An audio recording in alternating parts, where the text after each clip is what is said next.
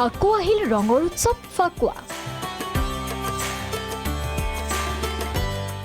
ৰাজ্যৰ চৌদিশে ফাল্গোৎসৱৰ ব্যাপক প্ৰস্তুতি। দৌল উৎসৱৰ আগমনত উখল মাখল বৰপেটা। হোলী গীত গাই আত্মহাৰা বৰপেটাবাসী।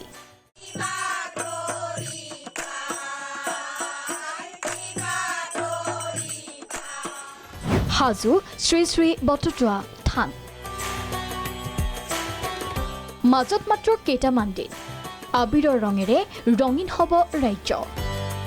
বৰপেটাৰ দৌল মহোৎসৱৰ বাবে থাকে এক সুকীয়া পৰিচয়।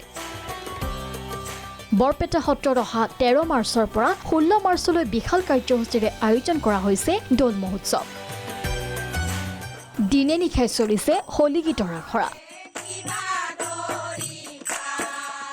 কি পুৰুষ কি মহিলা, হোলী গীত গাই আত্মহাৰা সকলো।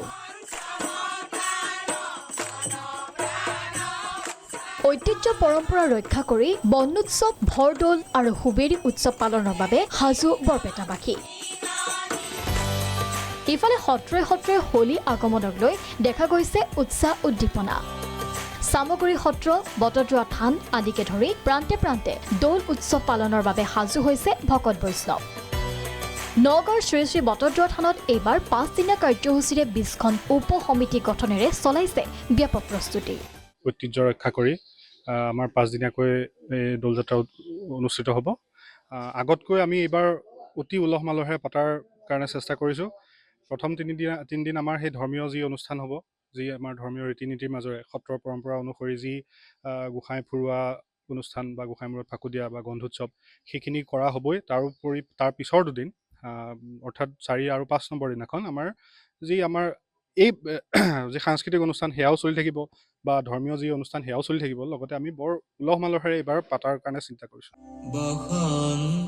ধৰ্মীয় আচাৰ ভক্তিৰস সমন্বয়ৰ উৎসৱ বৰপেটাৰ দৌল উৎসৱ। মুকলি হ'ল এটা নতুন হোলী গীত।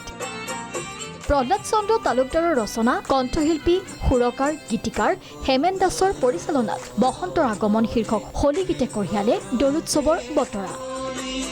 আৰু কবিতা লিখি থকা অৱস্থাত মোৰ ফাৰ্মাচী এখনত বহিছিলোঁ, কামজিত গায়নৰ ফাৰ্মাচীত। আৰু সেইকাৰণে সৰু ভাইটিবিলাকে কৈছে যে দাদা আপুনি হোলী গীত লেখক।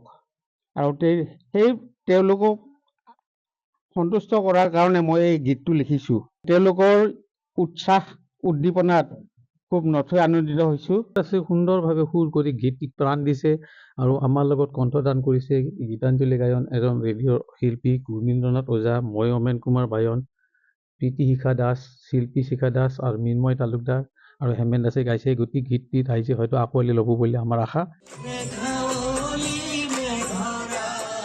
ফাগুনৰ আগমনৰ লগে লগে যেন বৰপেটাবাসীৰ লগতে ৰাজ্যৰ প্ৰান্তে প্ৰান্তে দেখা গ'ল ফাল্গোৎসৱক আদৰাৰ ব্যাপক আয়োজন।